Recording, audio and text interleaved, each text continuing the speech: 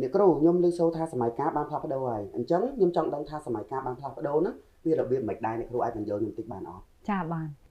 ការប៉ັດទៅសម័យកាលបានផ្លាស់ប្ដូរពីមួយសម័យកាលទៅមួយសម័យកាលយូរហើយគ្រាន់តែអ្នកទាំងអស់គ្នាអត់ចាប់អារម្មណ៍ឥឡូវនេះខ្ញុំធ្វើការបញ្យល់ឲ្យអ្នកទាំងអស់គ្នាកាន់តែយល់សម័យកាលទី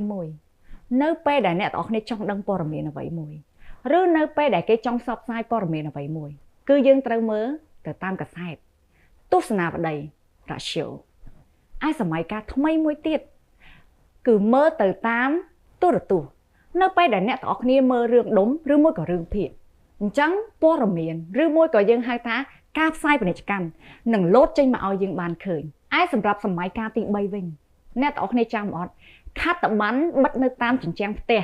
ឬមួយក៏របងហើយនៅក្នុងចន្ទាយន្តផងដែរពេលដែលអ្នកទាំងអស់គ្នាឡើងចន្ទាយន្តនៅអគារមួយអ្នកទាំងអស់គ្នានឹងឃើញខត្តប័ណ្ណទាំងអស់នោះឯសម្រាប់សម័យកាលទី4យើងហៅថាសម័យកាល Google ឬសម័យកាល YouTube នៅពេលដែលយើងចង់ឆែកព័ត៌មានអ្វីមួយចង់ដឹងព័ត៌មានអ្វីមួយយើងតែងតែចូលទៅ Google ឬមកក៏ YouTube ដើម្បីធ្វើការ research ឬមួយយើងហៅថាការស្រាវជ្រាវសម្រាប់សម័យកាលទី5ដែលយើងហៅថាជាសម័យកាលថ្មីគឺជាសម័យកាល social media សម័យកាល social media មានន័យថាយ៉ាងម៉េចគឺព័ត៌មានទៅរកមនុស្សព័ត៌មានទៅរកអតិថិជនគោលដៅតាមរយៈវីដេអូឬមួយការ live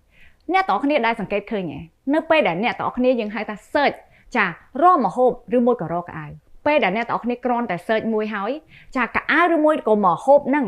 នឹងធ្វើការឲ្យអ្នកទាំងអស់គ្នាឃើញជាបន្តអញ្ចឹងបើសិនជាអ្នកទាំងអស់គ្នាមិនធ្វើវីដេអូឬការ live សួរថាអតិថិជនរកអ្នកទាំងអស់គ្នាតាមរបៀបណា